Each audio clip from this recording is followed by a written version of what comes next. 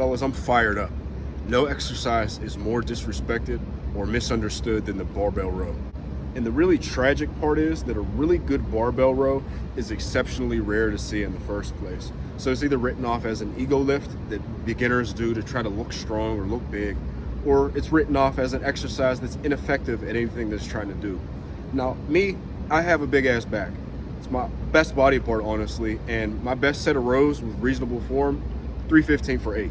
This was in 2023, and when I was on a tear with my barbell rows, it added some substantial thickness to my back and had carryover to all my other back exercises. And it got a lot of other people fired up to do rows, but the problem is that I never really set a standard for the technique. I knew how to do them, but I didn't really show y'all, or rather teach you how to do them, or really talk about the real benefits. So today is gonna be a full breakdown of the best way to do barbell rows for back thickness, and another way that you can do it for back width, so like your lats. But to get back to the root issue, the root cause of bad barbell rows is technique, and specifically technique that is not performing the task or achieving the goal that you want to achieve with it. So if you want to get a thick back or a wide back and you're using form that is not achieving that goal, you're wasting your time, and this is where a lot of people will start to say that the exercise is useless.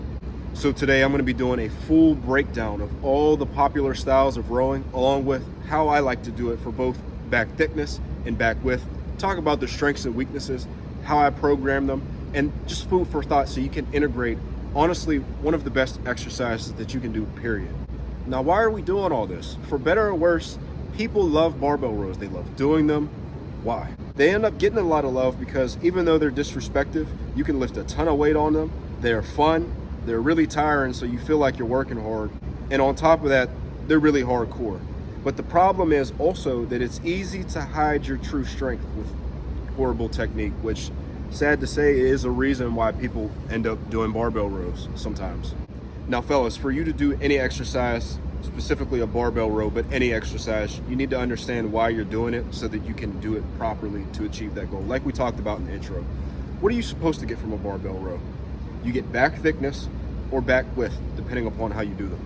Also, and I haven't talked about this since 2021, 2022, they gave a strong strength stimulus that allows you to have better carryover to things like weighted pull-ups, any back exercise in general. So if you get a strong row and make that the base of your strength adaptation, you're gonna lift more for reps on all your other back exercises across the board. So you can program it in the same way that you would program a squat, a bench, a deadlift, an overhead press, strength movements, because the truth of the matter is a row is a strength movement, especially when you do it the way that I do it, that we'll cover a little bit later. I'm gonna get into the different styles of rows and then how they end up achieving those different goals or how well they do in pros and cons. But something that I wanna cover is back thickness. It's something that people talk about all the time. They say deadlifts build back thickness, pull-ups build back width, pull-ups build back thickness, so on and so forth. But very rarely do I find that people really accurately talk about what back thickness really is. Back thickness is your spinal erectors. It's not just your lower back, but the long column of muscles that goes all the way from your lower back to your upper back. And when you stand to the side or at an angle, it's what's gonna give your back that depth.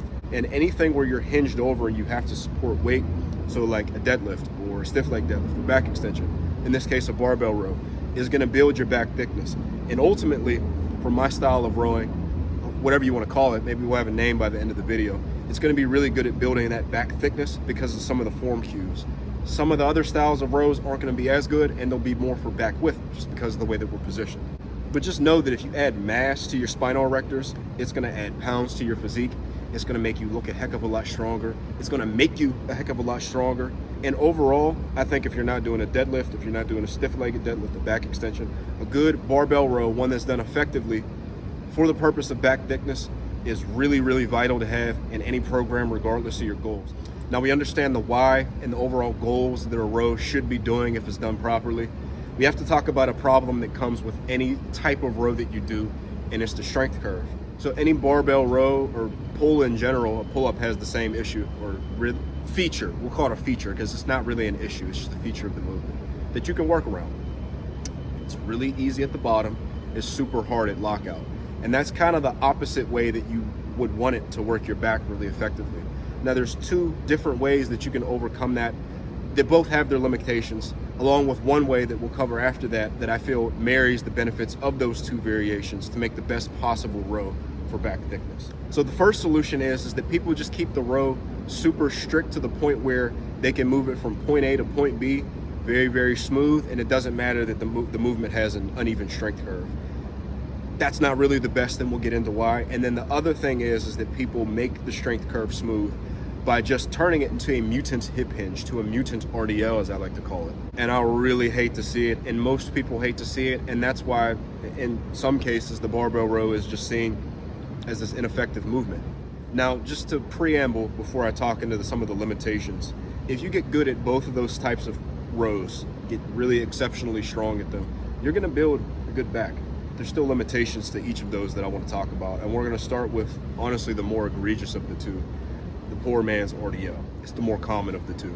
Now, a lot of times this is an ego move, but there are times where it can just be someone trying to row well, and they're just not simply paying attention to what they're doing with the movement. When you do this style of row, and I'll have B-roll up on the screen by now, you end up hitting your hamstrings and your glutes way too much. And the problem is that you're not using enough weight for it to be a real hip hinge that really, really works your lower back effectively.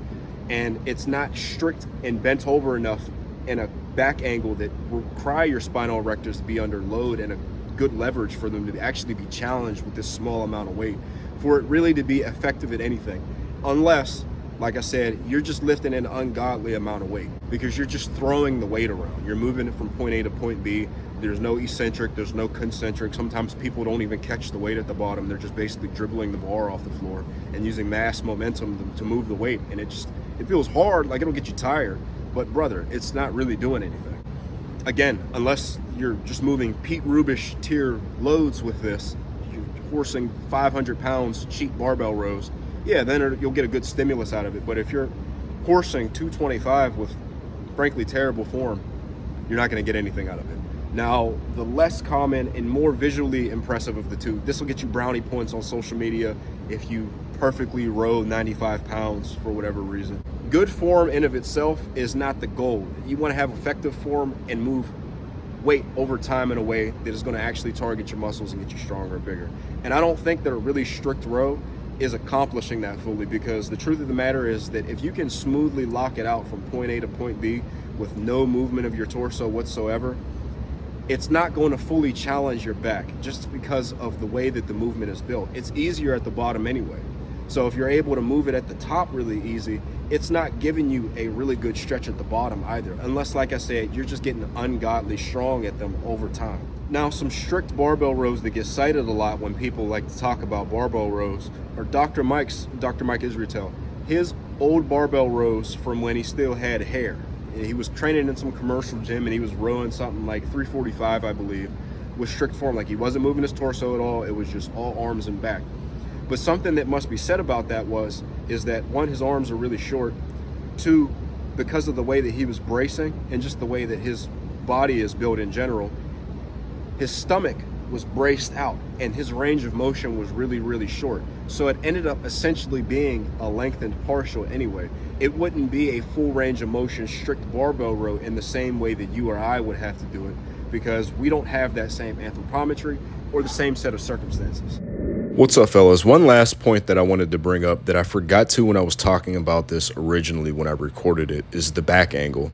What I wanted to point out here, and unfortunately I am getting mogged, he has 350 on the bar, I have 315, is the back angle. So notice that in Dr. Mike's start position, his start position is the same as my end position. And the idea with this is he starts in the position where it's most advantageous to move a lot of weight, but still be really strict so that you can pull it with all back and arms. And all that we aim to do with my style of barbell rowing is to move into that optimal position towards the end of the rep, but not so much that it becomes a cheat row. Now, this is still massively impressive, don't get me wrong, I'm not saying that it's not, but it's important to look at the way that the movement is performed and put it into context with how that would apply to the rest of us. Now, speaking of the way that I like to row, funnily enough, and this is something that I also like to cite all the time, how I like to row is actually Dr. Mike Approved. We'll talk about it in a second, but I like to marry the best of both worlds. We move the torso a little bit to facilitate being able to even the strength curve, but we do it under control so that we're not throwing the weight around, and so that it's still our back and our arms that are taking the movement. And at the bottom, we reset to an angle that challenges our spinal erectors. You can either let it under control and tap the floor and pull from a dead stop, or you can lower to just so that you're like 1 millimeter away from the floor so that you can keep a constant tension. But it's strict in the sense that we're not throwing our torso up and down and not having any tension on the back. As I said, I got this style of rowing to 315 for 8 with very, very reasonable form, and it added so much to my strength. I hit a weighted pull-up PR with Omar Isaf in Canada, 4 plates at the heaviest body weight I had ever been in a while at that time. I think it was like 205 pounds or something like that body weight with 4 plates. And I had not done any pull-ups at all for a while at that point, and it was only because I was training my barbell rows. So we're doubling back to that heavy loaded strength stimulus that I just talked about. The barbell row is really effective at that when you do it the way that I do. Now, we should also keep our lower backs fully extended while we do this. By that I mean, you want to imagine if your back is like a hook, you want to curve it in the other direction and you keep it there and you hold that tension in your lower back. That's how we build really good back thickness and put our backs in a position to be able to stimulate the upper back, the mid back, the lats, and be able to generate force optimally as well. Now, as I said, this is Dr. Mike approved. A lot of people, if they see any back movement whatsoever, they'll say these rows are bunk, these rows are garbage, and then they like to cite Dr. Mike on this. Go on Dr. Mike's channel. It was a video that he did with good friend of the channel, Alex Leonidas, aka Leonidas. That's how he actually says it, so that's how I say it. But he did that video with Alex, and he cited this, he called it an athletic style of row, where he told y'all to do exactly what I am telling you now. You can do in a normal bent row to make it a little bit more challenging and interesting. If you can do the regular version, is as the row becomes a little bit more difficult for you, or even from rep 1, you come back down to the same bottom position, but the top position is slightly elevated to allow you to have a mechanical advantage to track and to touch your tummy. So what you can do is here, we start here. Notice my position. As I come up, I tilt up a little bit.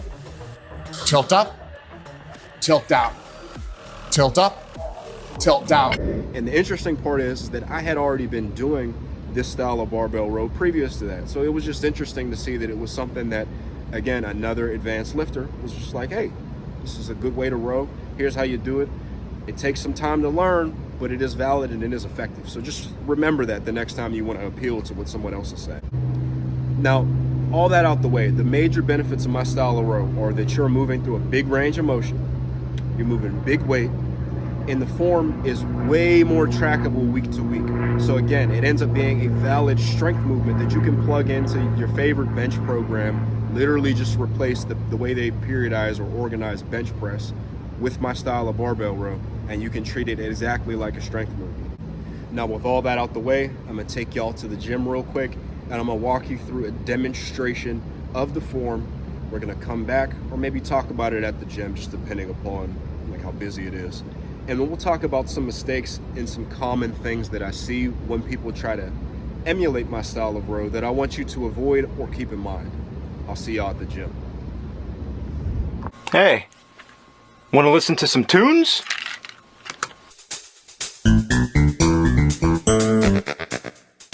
All right, fellas, I hope you enjoyed that blast from the past. Just going to demonstrate how to do regular barbell rows so that we can then demonstrate the difference between that and, we'll call them horse rows, but it's my style of barbell row.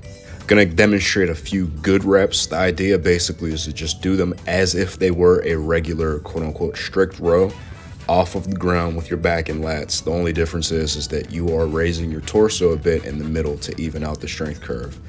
Now, here is a few bad reps and some things that I want you to look out for when you're doing horse rows. With these reps, I'm demonstrating how a lot of people tend to do this, but they deadlift the bar off the ground to about mid-shin or even above that. They stand up even further than you would on like a normal horse row, and then they basically Kelso shrug it at the top or just pull their scaps back and bend their arms a little bit. You want to avoid that. Here, I'm just further demonstrating the big difference between like a normal strict Pendley row and then my style of rowing. You can immediately see how much smoother the strength curve is with just a little bit of torso movement that's controlled and athletic at the top. And that translates all the way up to 275, still very consistent form. And as you can see, we take a few cues from deadlifting. We pull a little bit of slack into the bar, and that basically just means we are pulling ourselves into the bar to just release some of that tension off the ground to make the bottom of the rep a little bit smoother. Pretty much all the same cues apply if you were to do this exact same style of rowing, and the only difference being that you don't let the plates touch the floor. A lot of people ask, what's the difference, why I do one over the other?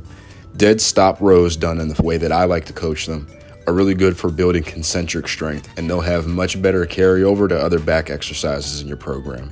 But when you do them floating, like not letting the plates touch the floor, it's a lot more time under tension. Just keep in mind the pros and cons to either and pick the variation that is most appropriate for your particular program and what you have in your program already.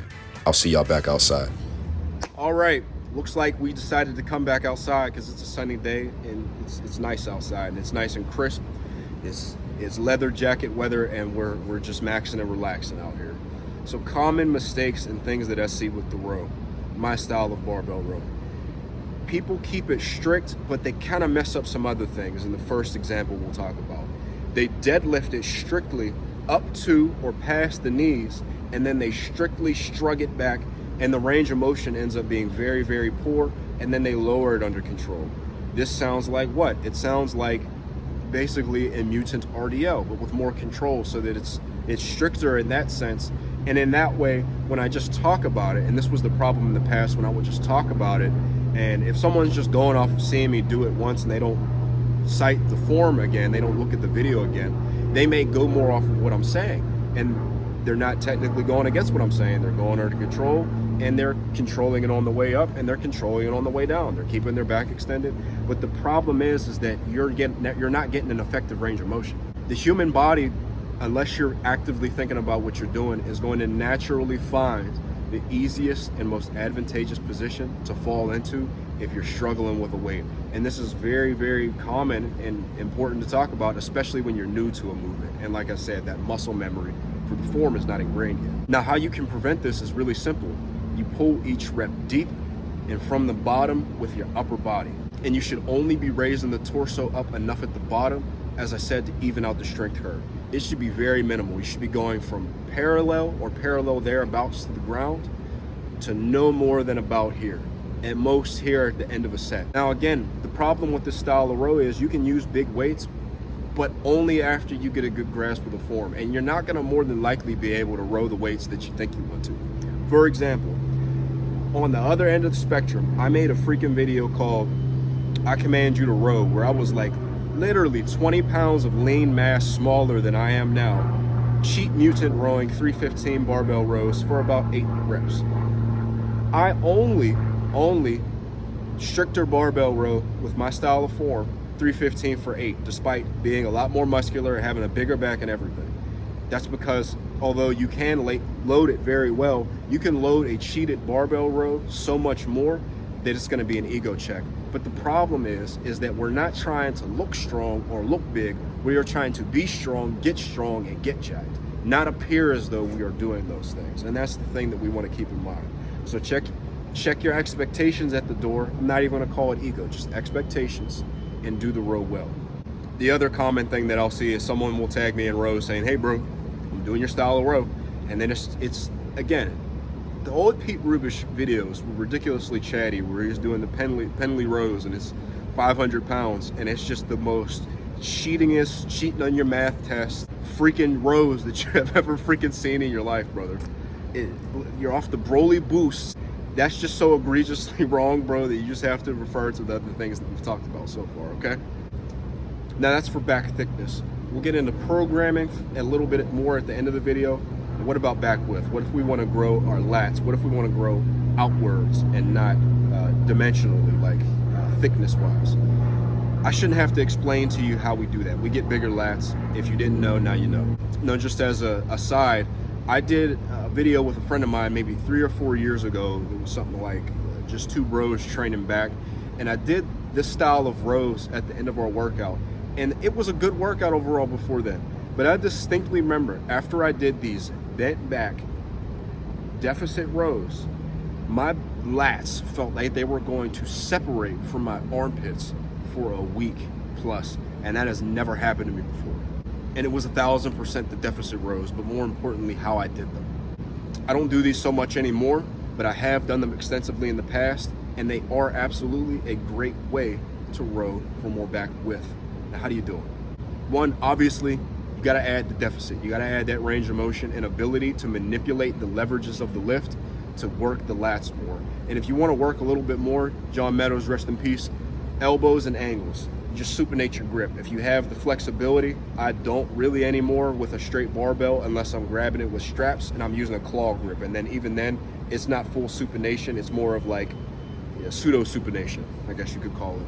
But when you track your elbows in more, whether it's a pull down or a row, it's gonna work your lats a little bit more. Versus a flared, like more pronated grip is gonna be more of a blend of different parts of your back. It'll still work your lats, so you can really do whatever you want to. But as I said, that tucked in supinated grip is gonna be more lats preferentially. And then the second thing, you wanna make sure that you round your upper back. And in some cases, if you're really acquainted with the movement and you got a strong lower back and you're not a newbie to the gym, you can round your lower back even. This puts your lats into more of a position to stretch. So it makes this type of row more like it's brother or cousin brother, the lat pull down or any vertical pull. Wherein, if you kind of look at it, they're pretty similar. So if you're bent over, and maybe we'll show a video here, some B-roll, and your upper back is rounded, your arms can go more over the top of your head in the same way that basically a lat pull down or a vertical pull can do. You could honestly even do this with a cable row as well. Arnold Schwarzenegger used to do them a lot on pump and iron. Now, if you're gonna round your lower back, be very careful. You wanna be acquainted with the movement and overall have some good work capacity in your lower back. If you're like 6 months into the gym, you deadlift like 315 pounds or something, this isn't really a movement that you wanna approach carelessly with a ton of weight, because quite frankly, you're more than likely to hurt yourself. But the hypertrophy benefit to this as well is that when you bend your lower back, it's putting you in even more of a position to reach and put those arms over your head, but it's also stretching your lower back, your spinal erectors in totality a lot as well, which offers a unique hypertrophy benefit. So this is a really good lat thickness and lat width exercise, but it's more for people who can approach it appropriately. Master basic rowing first, and then add this in as a variation later. Now, I'm mentioning these rounded back rows not because for any reason other than to give complete information that can apply to beginner, intermediate, and advanced lifters. There's something here for everybody. I just don't want to make the video just for one group of people. All I'm asking is that the newer lifters and the less developed chads just consider what they need to do and what is really realistic for them to do at the moment, and eat the meat and spit out the bones, as I like to say. If it don't apply, let it fly.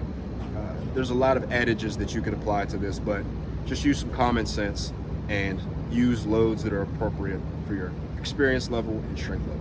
Now, how do we program them? I have a program on Boostcamp, also on Google Sheets, that you can find on the Beast Slayer video that I made, where I have this style of barbell row already filled into the program as an option for you to pick. And it's already pre-selected with the exact progressions that I want you to use. I'll still talk about it here, but I think this really shines when done early in a program, specifically my type of back thickness row. What should we call it? Let me know in the comments. What should we call this style of row? Thick rows, elephant row, horse row, what do we call it? I think horse row, that sounds good, horse rows. But they can work pretty much anywhere in a program depending upon how you want to do it. But we're just talking about early in a program, for instance. Now, in terms of the type of splits, like what days you're gonna put them on, they go really well on a lower body workout after squats to work your lower back. They work really well early in a back workout. As I say, they give you that heavy loaded strength stimulus, and then you can fill in with like pull downs, chin ups, anything that you want. Maybe a chest supported row to get more volume or work a different part of your back, your rear delts or whatever. Also, a third secret bench sage option is to superset the horse row with bench press on an upper body workout. Fellas, if it's one thing that you can do at a gym that'll get you the instant respect of anyone around you, it's doing some heavy close grip bench press, then horsing that bar up off the bench, yanking it, and then do some freaking barbell rows and then yanking it back up and slamming it back onto the bench to do more bench press right after. You're going to be seen as a serious lifter. And if you have 2 plates or more on the bar, you'll earn the respect of those around you and the resident bench sages as well. And the reason why I say it's a bench sage secret technique is that those old dudes, those 45-year-old dudes that you see in the gym that bench like 450, get the big meaty forearms and are jacked everywhere but only bench press, they do stuff like this, and this is where I got it from. Now, if you're gonna do a horse row, the thickness row, like I said, you put them off early in the program and you use a top set, back off set approach. And what that basically means is that your first set is gonna be heavier than your lighter sets. Your second and third sets obviously are gonna be lighter. They may also have different rep ranges. So a top set could be like a set of 5 to 8, and then your back offs could be like sets of 10 to 12, 10 to 15, or whatever the case may be. As I said, I have an example in my Beast Slayer program on Boostcamp. You can check it out, or you could just watch the video on YouTube, go in the description, and there's a Google Sheet ready for you to use. It's whatever you prefer. Now, I prefer a top set back off approach for one really big reason, is that when you do like a basic generic do 3 sets of 8 to 12, that's okay. But I find that when you do a heavier set first, it makes your lighter sets feel really, really locked in, and the form is so much better and your mind-muscle connection is better. One, because the post-activation potentiation effect, which is just the galaxy brain, gigabrain 5-hit way of saying, look, do something heavy to make something light after it feel a lot smoother, a lot lighter, and more locked in. It's like when baseball players swing a bat with a donut on the end of it, like a weight, and then they take it off, it makes their swings feel better. It's the same thing with really any sport, and we'll apply it to strength training here. You just do something that's a little heavier, and the stuff lighter after feels better. Also, it's just a good way of adding a little bit of novelty to your workout. You do a set that's harder, and then you do sets that are not easier, but in a different rep range. So you can keep each particular set in your workout fresh. And it's just a way to, like I said, to add some fun and novelty to your program without really doing anything that would take away from your progress. Which, by the way, with those lighter sets, you don't have to worry about taking off weight, taking away from your gains, which is a common question that I get with top sets and back off sets. The thing with hypertrophy and strength training is that as long as your proximity to failure, meaning how hard you're working, is adequate, you can gain size with really any rep range. People say, I think, between 5 and 30 reps is the hypertrophy rep range. There are people that do freaking sets of 100 push-ups that have BBL plastic surgery pecs, bro. Okay, so provided that you're taking those back off sets to the proper proximity to failure, you don't have to worry about reducing a little bit of weight. Like I just said, I'm just mentioning it because it's a very common question that I get when I put out programs about the top set and back off sets.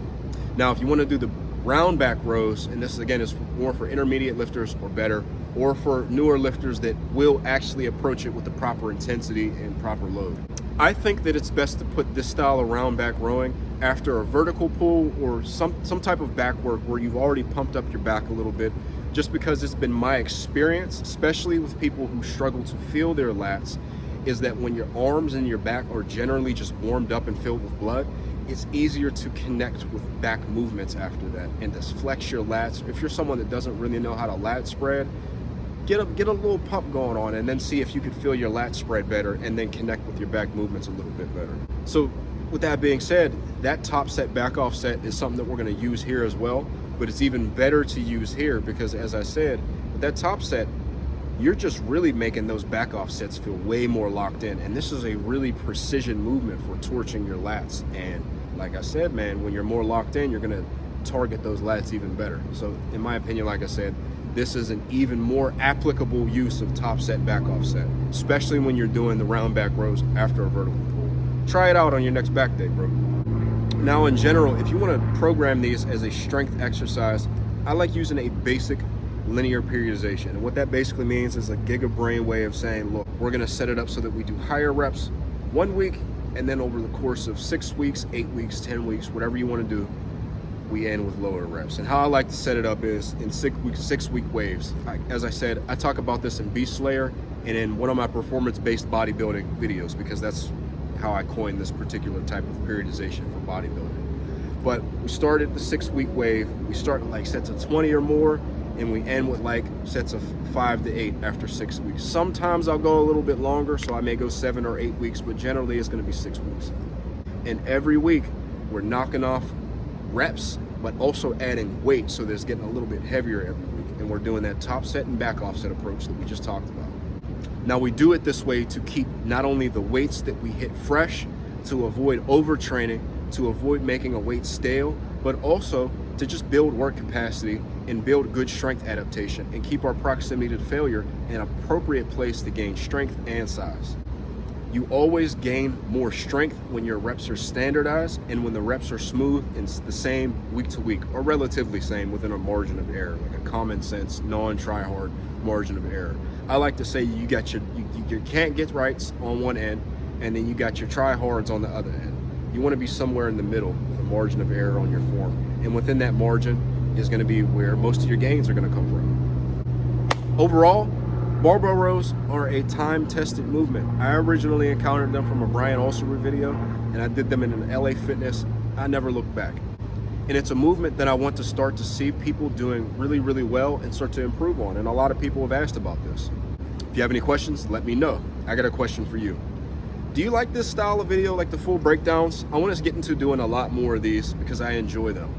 Also, what's your favorite back thickness exercise? Let me know with a comment down below. I'll see you guys later. Have a good one.